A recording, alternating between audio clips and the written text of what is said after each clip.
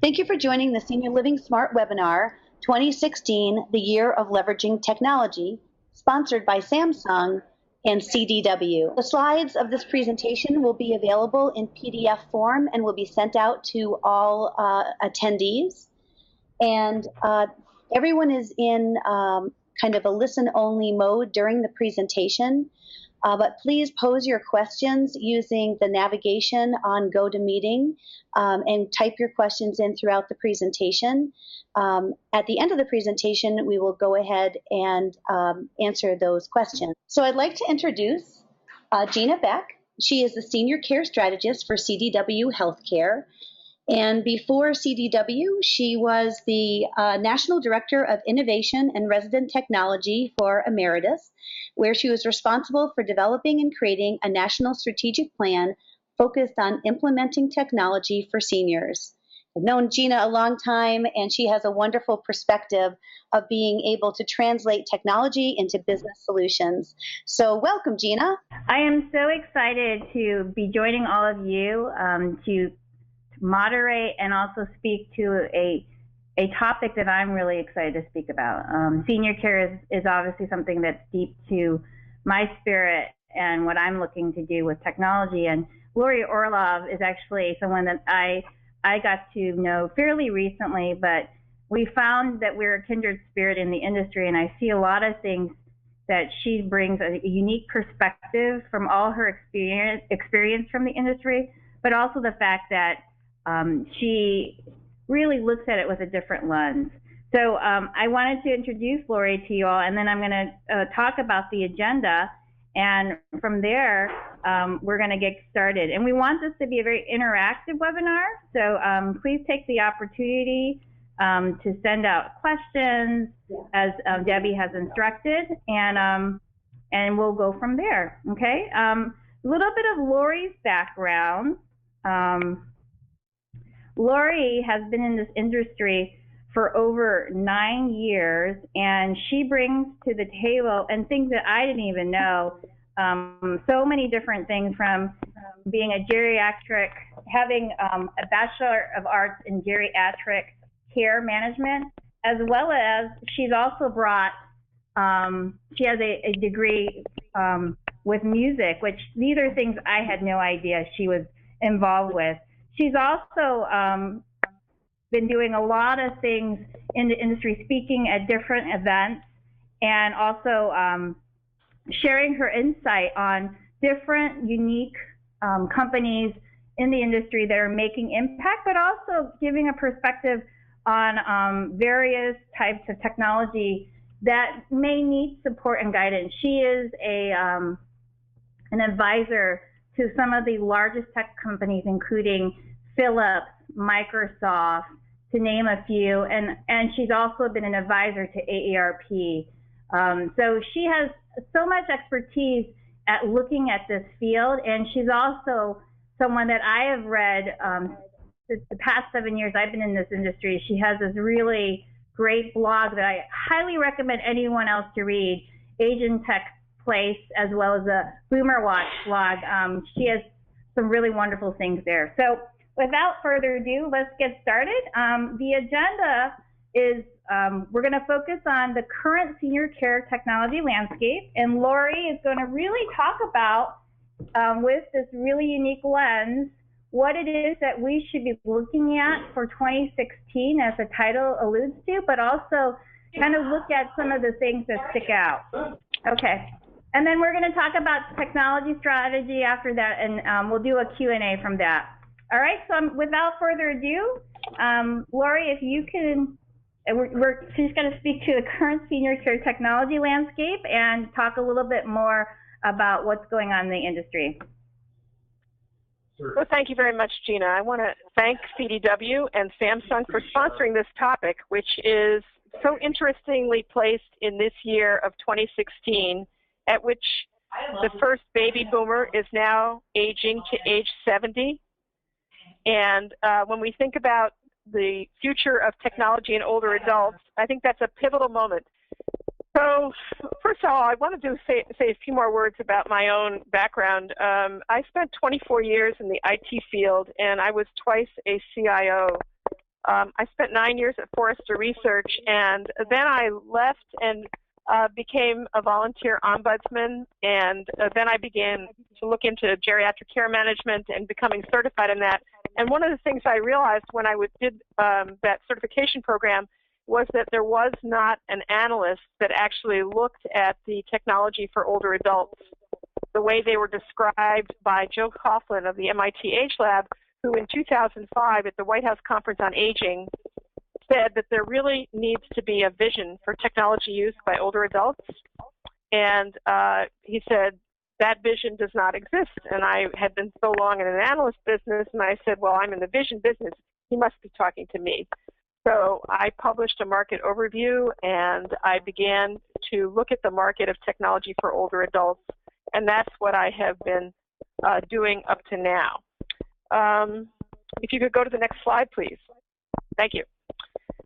So let's get some context here about the population we're talking about that would benefit from technology. I read just 2 days ago an article that said that the oldest woman in Florida just turned 110. And the Society of Actuators actually published some numbers a few months ago that I thought were quite startling, and we should think about those numbers in terms of the various businesses that we have out there. First of all, it turns out if you live to 65, according to the Society of Actuators, women on average will live to 88.6, and men will live to 86.6. 1 in 4 of people who live to the age of 65 can be expected to live to the age of 90 plus. So when we think about that, we also think about, who's actually moving into senior housing, which I'll talk about in a few more minutes. But when we think about that, what we see is a population that is growing older. Doctors are, in fact, struggling with reimbursements to support this older population. That's been under some discussion for some time. And if you look at this expectations that we have an expectation to age at home as long as we can, which means that the move to senior housing has been deferred in the assisted living space, for example, to the mid-80s. And the people moving in have a greater acuity of care requirements than they may have had a few years ago. The cost of dementia care is one of the highest costs for families, and families worry about outliving their money or the money that their older adult relatives may have.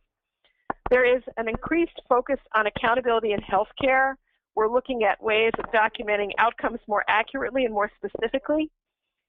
And if assisted living is viewed by some older adults as being beyond the consumer ability to pay, what is going to be the plan for these folks?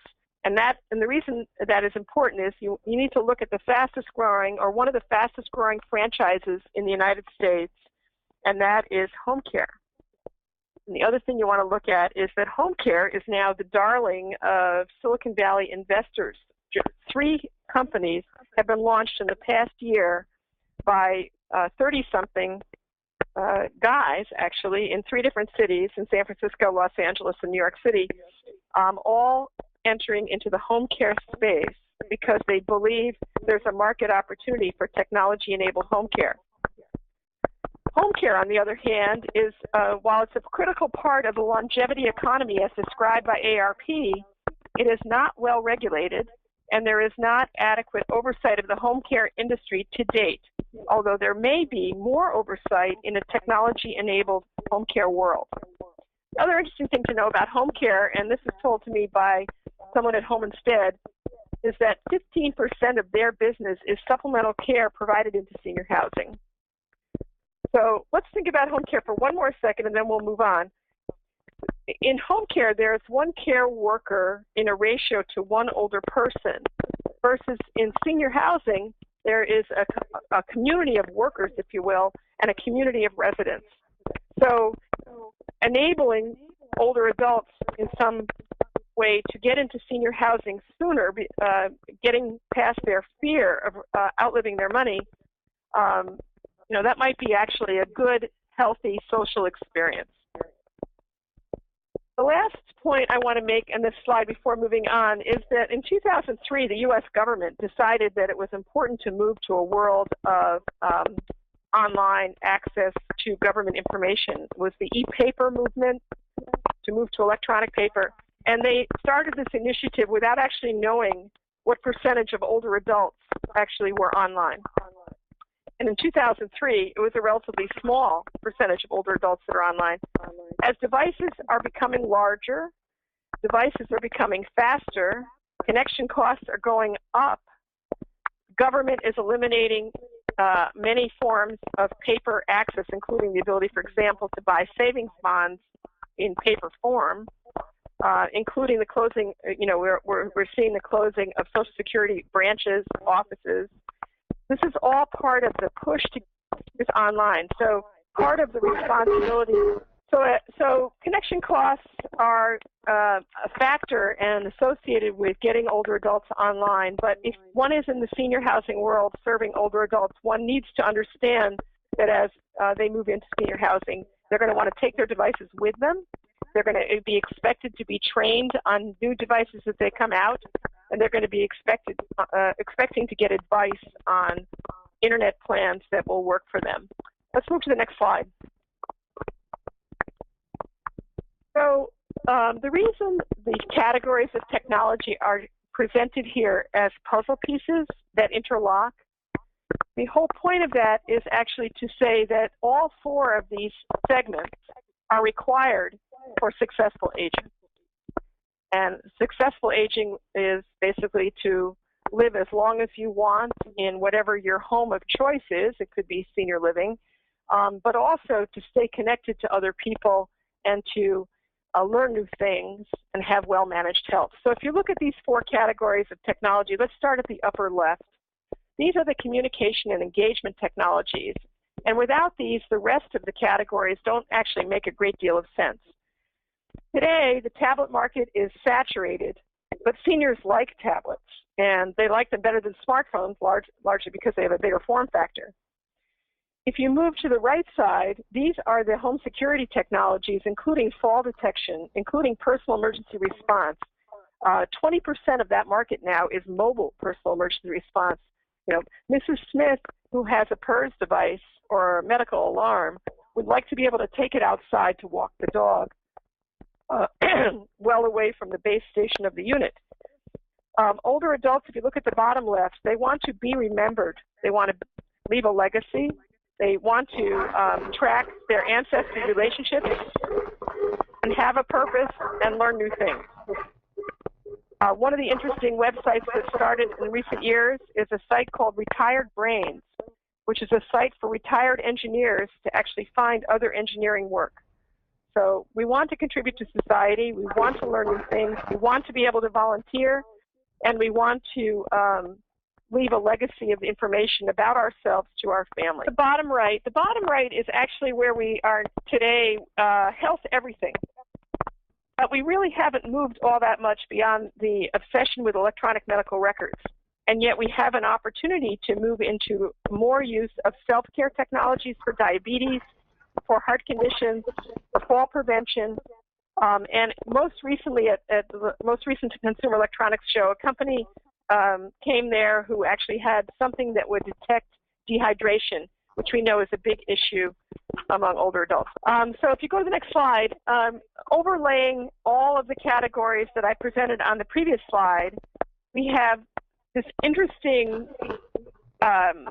combination of capabilities that I put under caregiving: finding care, managing home care organizations, using home care apps to connect between home care service providers and families and workers. So this has become the hot new thing. I don't really know if it will stay like that, but $73 million has been invested in the past year for just 3 companies.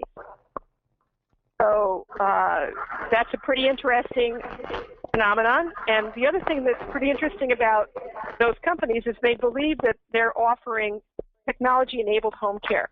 So I think we need to start thinking about technology-enabled senior living environments that complement technology-enabled home care. And examples of technologies that are really compelling in this environment include mobile tracking, that is being able to detect movement of people outside a building and setting geofence environments, proximity sensing, so if you're wearing a beacon of some type in your body, we can know when you're near another device, and when you're near another device, you can actually activate a device based on a proximity beacon. This is pretty remarkable. Fall detection, remote patient monitoring, and mobility technologies that actually say if you're using a device and sitting in a chair, a device can actually encourage you to get up and move around. Lori, can I ask you really quick before we move off the slide? Back in the day, there was this concern that sensor technology was Big Brother. Do you believe that from what you're hearing on the streets, that perspective is changing? Folks are looking at this differently. What are your thoughts on that? Well, I don't think anybody wants to be monitored without their being part of the process. So if you're wearing sensors, it would be really helpful to an older adult that you were part of the process of that technology. So, for example, activity tracking or a decline in activity over time or changes in gait, all of those kinds of things need to not just be notifications to other people, but they need to be somehow presented to you if you're the older adult. So to me, that's the way to get out of the Big Brother phenomenon. That sensor-based home monitoring technology initially, when it was launched, did look like it was Big Brother was watching you. But I think we can move past that and present value to the older adults. So does that answer that? Sure. Yep, thank you.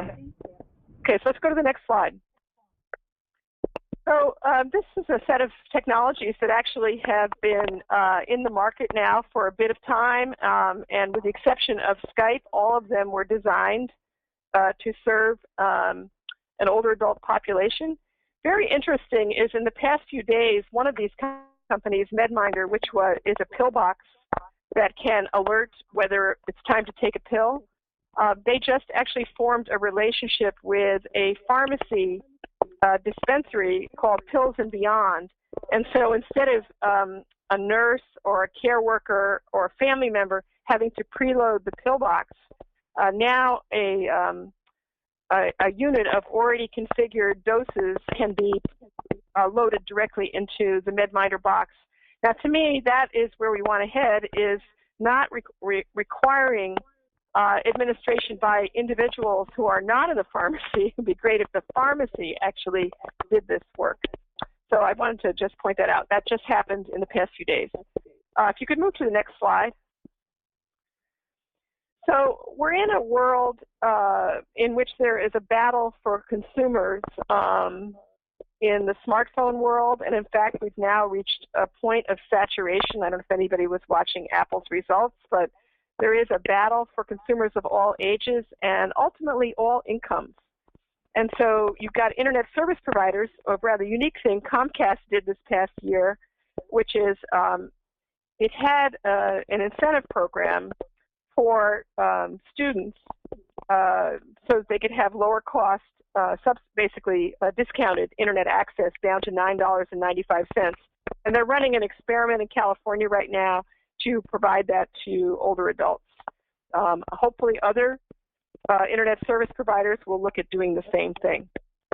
Then you look at what's going on. The government is migrating its way, I'd say ever so slowly, towards Medicare reimbursement of telehealth.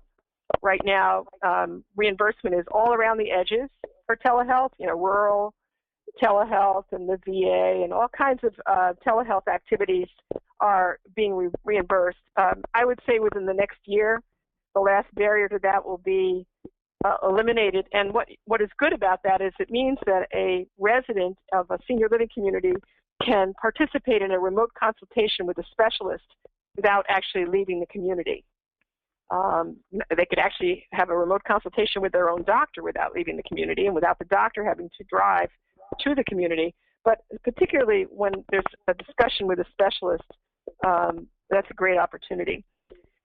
We have sensors of every type that are entering the home, and there are quite a few security concerns about these sensors. I would say 2015 was the year of hackers and snatching of health-related data, including from insurance companies. But I think what we're going to see in 2016 is methodologies for better protecting personal health information, and we should see another wave of innovation that tries to get people engaged in a variety of technologies now that their information is well protected. Yes. Can I ask, around the sensors, and I brought this up before, but security risk. We talk about Big Brother, but sometimes a senior care provider or a customer, they look at, they're trying to weigh the risk versus engaging different technologies. What is your opinion on, there are that hacking going on. Do you think that people should not adopt sensors due to the security that's associated with that, or some of the Internet of Things practices? I'm curious what your thoughts are. Well, I think it's pretty important to know that people are going to bring their Fitbits into the building, right? They're going to bring ultimately some kind of wearable. I mean, if you look at some of these bands that you can put on your wrist now that will track all kinds of things, somebody's going to move into these locations that is wearing something that is part of the wearable world. Now, a senior living community that has an opportunity to look at a band-based sensor that would say, Mrs. Smith needs to have a drink of water now, how can that be a bad thing? Mrs. Smith maybe is at risk of dehydration. I think it's like a lot of technologies. Organizations always want to be careful, and it often do not want to be the first adopter. So, but the second adopter, third adopter might be a good thing. It all really depends on the pressure from the residents, and most particularly the residents' families. What do they expect, and how do they wish to be engaged? So I think that's the most important thing about thinking about risk. And then in general, if you think about risk in senior living, especially with a higher acuity population moving in, there's always risk. And no matter how many waivers people sign and all kinds of things, I think people have to get over that fear of sharing, as long as they're in fact a part of an organization that has some IT oversight and looking at ways to make sure the information is reasonably secured and not wandering around the internet. The smart refrigerators maybe are just a little bit too smart for all of us, and we probably don't want them necessarily in senior housing. So interestingly, there is a lot of innovation going on in the wearable device, the wearable clothing, and in fact, there are people now, once again, doing research on radar-based fall detection. And that's an interesting idea because there's no wearable in the case of radar-based fall detection. A person falls and the room basically can sense that they've fallen. And this has been actually looked at. It was looked at for a while by an organization called Independence Labs in Boston, and now it's being looked at again, and there are NIH grants being applied for that are taking a look at radar. So keep that in mind. One of the most interesting developments that has happened in technology is the introduction of predictive analytics for population health. And we're just at the very beginning of that. But an example of predictive analytics would be based on Mrs. Smith's condition and based on her history. It is possible to predict that Mrs. Smith may have an incident that would cause her to need hospitalization in the next few weeks. And if you think about the fact that 47% of women age 75 plus live alone, including in independent living, which ones of those people are actually at risk of hospital readmission? And so we need analytics about how is Mrs. Jones' diabetes being managed? Will Mrs. Smith have a bad fall within the next few weeks? If you could go to the next slide. So these are some technologies that are in the market today that, in addition to the ones that I previously showed, that provide various capabilities for older adults, including on the top left, a senior tablet, technology for use in senior housing communities like LiveWell Health, smart computers down at the bottom right, and mobile PERS and activity tracking. Actually, that Numera Ever There is a partnership between a PERS offering Numera and a security company, Nortec.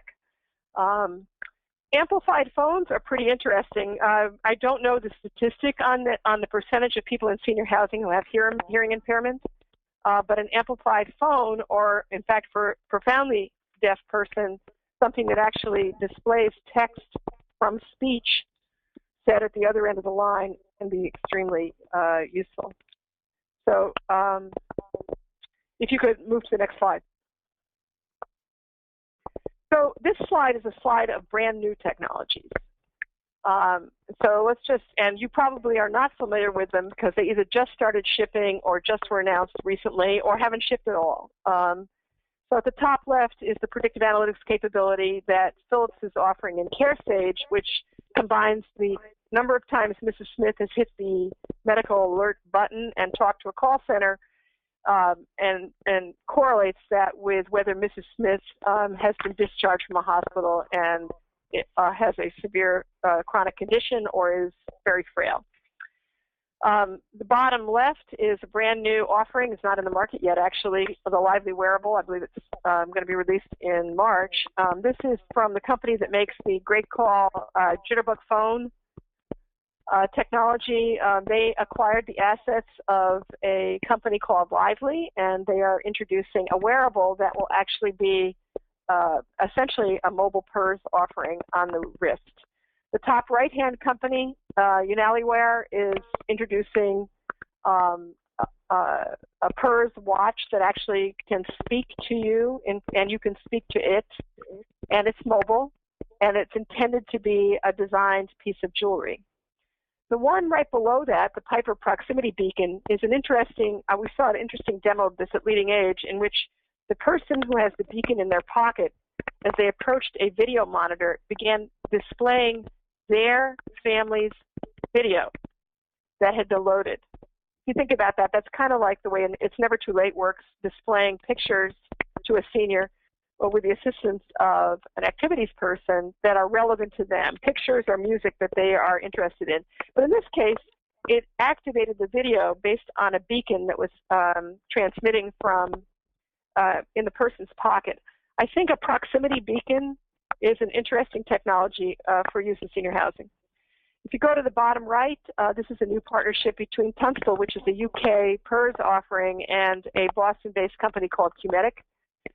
CareAngel is a Miami-based company that is going to move into the caregiving software market, and is interesting because the founder of it sold a company called Consult a Doctor that does remote consultations with medical professionals. Go to the next slide, please. So there are 5 technology trends that I think matter to staff and management in the senior housing world and in the home care, home health organizations that assist them in delivering care to seniors. First of all, I told you about predictive analytics from saved transactional data. That's one. That's an interesting trend and could be very useful in the future. The next is smart and wearable sensors for ultraviolet light monitoring. That's the Microsoft Band. But there was another company that was launched at CES and offers something that detects dehydration. I think that's interesting. We just talked a little bit about proximity awareness, which something that can detect whether you're nearby or moving away. That this company in Boston, Orbit HCI, has a product called Bloom Closer, and that's not only proximity awareness, that is knowing you're near a device, but also one that's intended to connect multi-generational families. I think this voice activation that was demonstrated in the January launch of Amazon's Echo product, that you can actually speak to a device using natural language. That is, you don't have to type, and you don't have to say something quite specific, that it can translate natural language into instructions. I think that is an amazingly interesting trend for future user interfaces for devices for seniors. We want to be able to speak to a device and not to have to type to it. And finally, there is an increasingly robust set of software platforms targeting caregiving, a bit of a little boom going on, and that boom is ultimately relevant in the senior housing world because whatever platforms are developed and marketed and well supported likely can be translated into the senior housing world. So let's go to the next slide. So one of the questions that we can think about is, up to now we've had a series of, and I showed them on prior slides, technologies that were special purpose for older adults. If we look at the future, we probably don't want those types of technologies by the time we get to 2030 or 2040. What we really want is all technologies able to be customized in the same way that you can customize a car based on your personal preferences. There's not a car for short people and a car for tall people, and a car with steering wheels that can't be adjusted. There's a car that's adjustable for you. And I believe that's going to happen in every single one of the categories that's listed on the right. We're going to see off-the-shelf hardware, and it will have software-based layers that get added that can be configured for people with vision limitations, hearing limitations, the need for additional training, and applications that are secure and protect identity. This is a big issue was a big issue in 2015. And so one of the things to think about this future market is a quote from Pete Solano, who founded Alarm.com. And one of the things Pete said is, before the technology revolution, a village took care of you. Moving forward, we are going to have a technology-augmented ability to take care of you, whether it's in senior housing or whether it's in your own home. And I think that is a message that we want to take to heart as we think about technology moving forward. So the next slide, if you can go to the next slide, a little bit of a transition here into the subject of senior housing. Innovate LTC in 2015 commissioned a white paper that asked several senior housing executives about their views on technology introduction into their communities. And there was some frustration about their experience. And specifically, this quote from Dr. Mark Rothman, who is the Chief Medical Officer for Kindred Healthcare. I think this quote is worth thinking about. What he said was, for care, staff always works at the top of their license. In technology, they are at the bottom of their capabilities.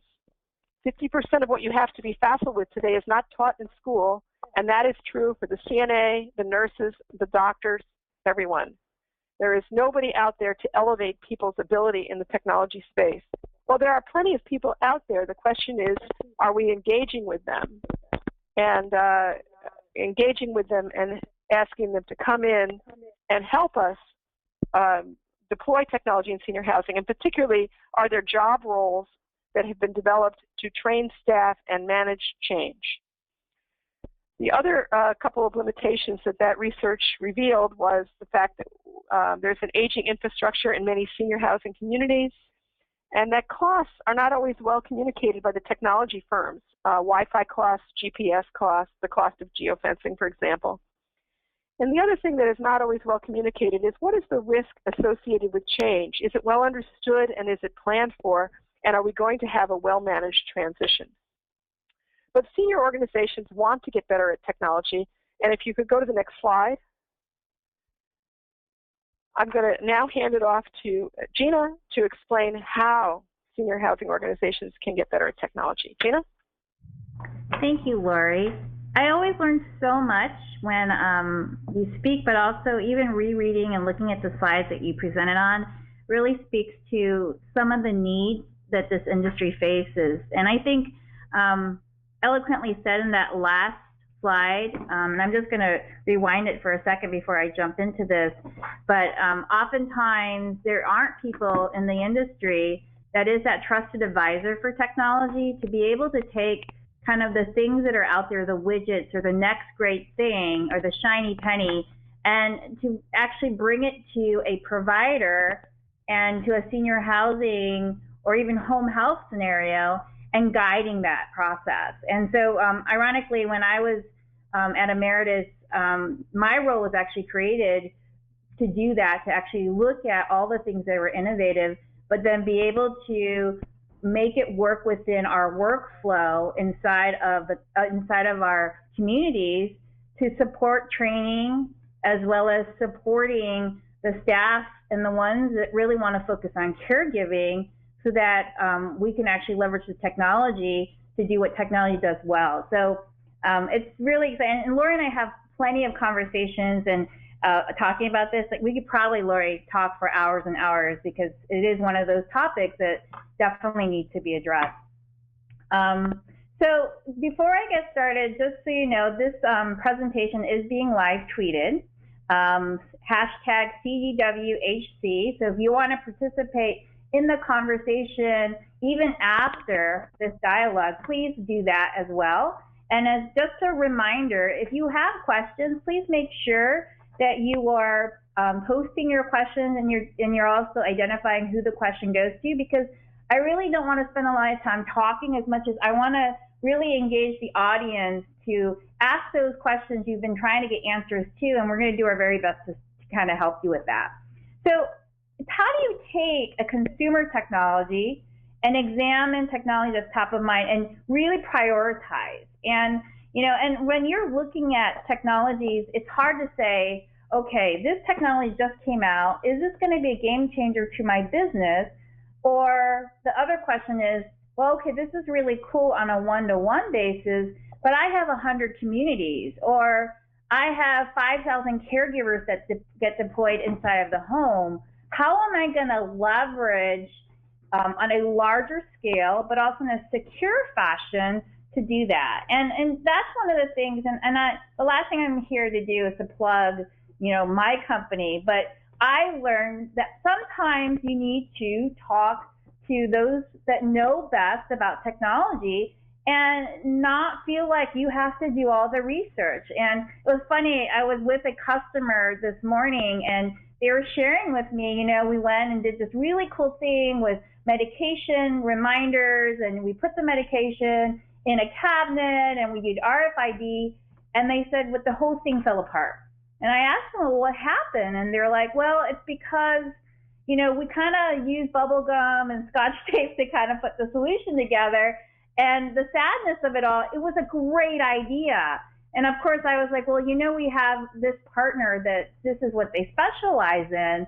It would have, you know, we could have perhaps leveraged that so that you're not trying to put something together when the solution might have already been made. So really looking at what is the technology you want, what's the problem you need to solve, and then ultimately, does that technology support the enterprise? It's different when it's a home model, but you have to be able to ask that question. Also look at your technology targets. Is this going to be focusing on your staff? Is this focusing on your care? Is this a resident technology solution? It doesn't matter on the wholeness, and I think Lori said it so profoundly when she said, it's not about just aging, it's about finding technology that's simple and has a great user experience. So really looking at kind of the overall, you know, user experience, making it easy for the ones that are using it, but also really being able to say, and here's one simple example. And when I was working in the industry, I had a really big thing about bulletin boards. And I thought, you know, this is kind of a time waster. We stick up a calendar on the bulletin board, and I know we're required by legislation to do so, but oh my gosh, wouldn't it be easy if we had all that data in some sort of cloud to put that content so that we can change it in real time? And when we take a picture, it automatically uploads and shows off on digital signage. A lot of time wasting can be done by choosing the right technology that you're targeting for the right workflow that you're trying to solve. And then last but not least, look at resident engagement. As Lori alluded, there's a lot of our baby boomers that are hitting. I think, Lori, you mentioned that the oldest baby boomer is now at age 70, and they are folks that are looking at senior living and senior communities. How is that important to your overall plan? Are you going to support their technology that they bring in? And let's be real, to some of us, will say, well, we don't want to support that. But because we are so compassionate and we care for our residents, I'm pretty sure that there is a maintenance director or somebody on the front line supporting that technology. So why make it harder and admit what's really happening and find ways to really support that inside of your organization? That'll really help me, because I think one of the things you have to look at on a strategy perspective, so obviously in a hospital side, when you're looking at senior care and long-term care, I'm sure that hospital readmissions is one of the pieces that you're trying to control as you discharge your patients into a senior care facility. Your strategy is obviously going to be different with someone who lives in a memory care community, where, you know, maybe the focus is not so much around resident technology as much as it might be something like that Piper technology that Lori talked about, where it doesn't require a lot of work. It automates things like, let's take like a memory window. I see a lot of memory care communities will do these collages with beautiful pictures and things to kind of reminisce. Wouldn't it be amazing to envision, what if you had an actual resident some sort of digital signage that with the beacon technology, as soon as the memory care resident would move to the window, it would actually bring up a memory or a picture of a loved one, or even a message to say, hi, Frank, you know, I hope that you had a good day. This is your daughter, Laura. And, you know, and again, there's so many ways you can take the technology. And as I always say, find a trusted advisor, ask the questions, because that's going to help you figure out, does it exist? And how do I actually use that for my particular care that I'm supporting? The other thing that I learned in this industry, and I kind of call it it's called the Foundation Application Innovation Steps. And I came from teaching. So before you could teach someone how to do multiplication, you had to teach them how to add. There was almost like a stepped approach into learning. Well, technology is the same way. You can't expect to go and grab the latest, greatest wearable PERS, which is exciting and definitely needed, and not actually consider your infrastructure.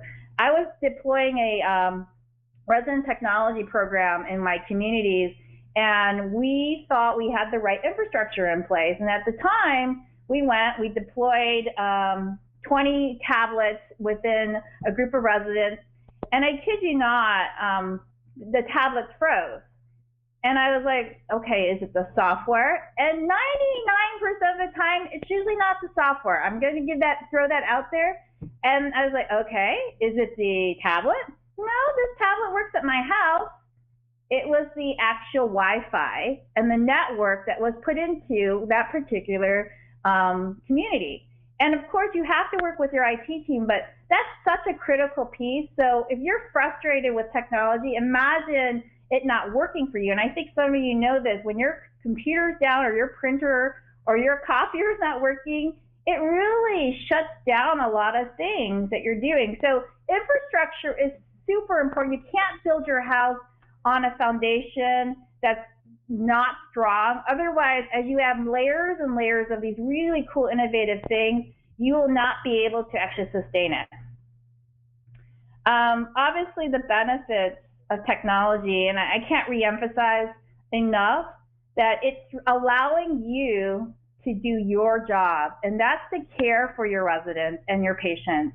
And when you don't have the right technology in play, and when I see pieces of paper and Post-its all over a community, and care is being coordinated based upon gut feeling, and not in a way that's systematic, where you're aggregating and learning about data and supporting that, I get a little worried, because I don't know about you, but I make a lot of mistakes when I'm I have had like my 8 hours of sleep and eaten my meals and do my mom and my mom thing and support, you know, my husband. But at the end of the day, you're human, and technology can take away a lot of the things you could not possibly see or ascertain.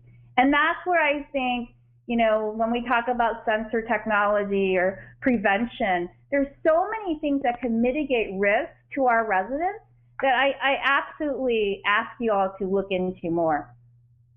So if you're going to start your technology strategy plan, and we're moving very quickly, I'm going to get past this slide, determine your goals, lay a strong foundation, and work with a trusted advisor and tools. I'm going to give a plug to LeadingAge. They have a fantastic strategic tool where it actually helps you build a technology strategy. For those who are not LeadingAge members, they are awesome in some of these tools that maybe you need an ABC 1, 2, 3 roadmap, and they can support you. Obviously, you have folks like our company that can also support you with a dedicated, trusted advisor to all that you do.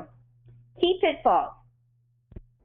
Determine who will champion the technology. I cannot emphasize, any new technology that goes in the building, somebody needs to own it.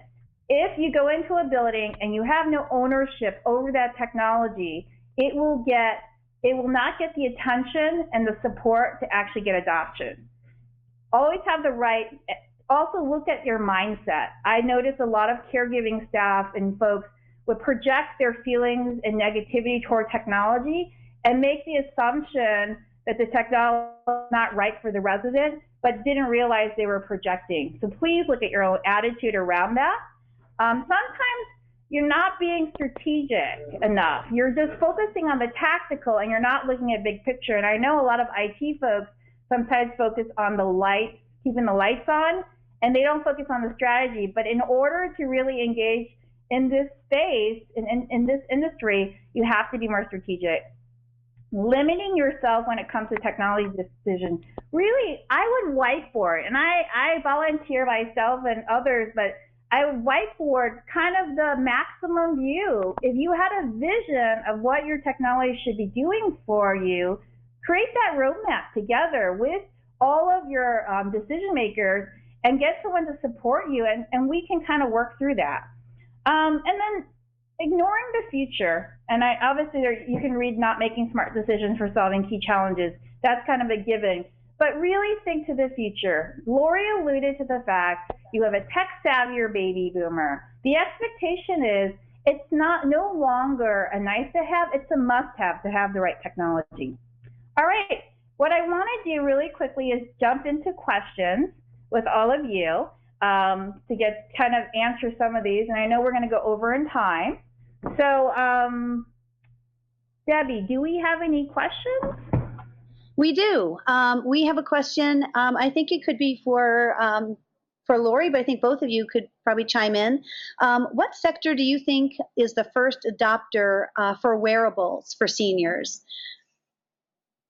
Can you hear me? Yes. Yes. Yeah, I think the most interesting wearable for seniors may be a wristband-based activity tracker.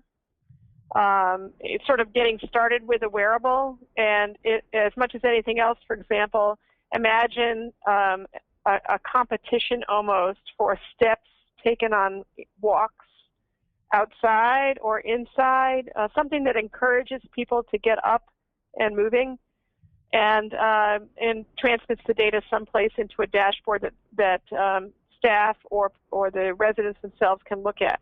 I think that's the most useful first wearable, in my view. The other wearable, of course, that is already pretty well adopted in a lot of senior housing communities would be the personal emergency response pendant. And those are changing. There are more coming this year. I have at least 3 companies I'm talking to right now that are inventing yet another one. So the personal emergency response pendant would be the one that we're all familiar with. But it's going to have new capabilities. So to add to what Lori said, it would be super cool to see if we could gamify. You want to talk about resident engagement with the wearable. If you are tracking activity, imagine, I know we all like playing bingo, but imagine you can actually put on some sort of digital signage who's walking or doing the most steps, and how much fun it would be to engage them not only with technology, but also engaging them with physical activity. I think it's such a brilliant idea. Awesome. We have another question. Where do you see the future of technology targeted at family caregivers and improving their quality of life? That's really interesting, because most of the caregiving technologies that have been introduced into the market are more about tracking the professional caregivers or finding professional caregivers. They have not been focused on improving the quality of life of family caregivers. The report that just came out from ARP really needs a read by everybody. It's called Caregiving Innovation Frontiers, and it talks about the categories and the market of technologies, including social well-being and caregiver quality of life. And so I would suggest take a read of that report. It's pretty important that people in this space study it, and its size is a really enormous market, but it does talk about a major amount of caregiving-related services being paid for out of pocket by family members. I think to just augment what Lori has said, I met with a company recently about the whole care transitions, and I know it's a hot topic. We talk about it a lot, but when it impacts a loved one of yours and you're trying to shuffle them from one hospital to one senior care facility, it's really challenging how to connect those dots and the data information sharing. And someone mentioned that the whole concept of care concierge, it would be, and I know and I'm not trying to blow anyone's business model, but it was a really cool idea, the whole care concierge from a hospital to a senior care community or home health situation. I just think to actually use technology to aggregate that would be really smart. And some folks are looking at that on supporting the overall caregiving through that process. Great. Another question? Yes. When it comes to bedside tablets, do you feel this is a trend increasing in senior living? That's probably for you, Gina.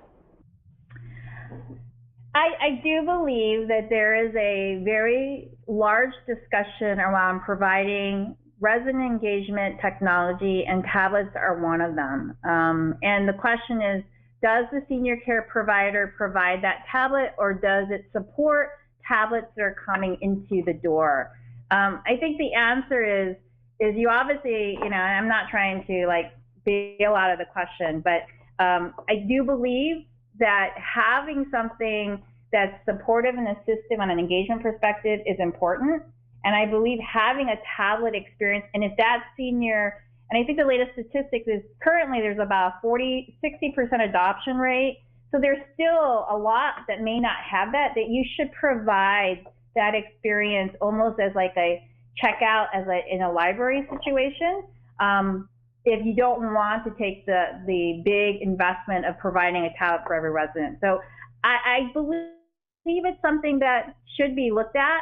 I believe it's not only a trend, but I think it's a great engagement opportunity. And at the end of the day, the investment over longevity and quality of life of that experience, person-centered care, I just think it outweighs the expense on the tablet.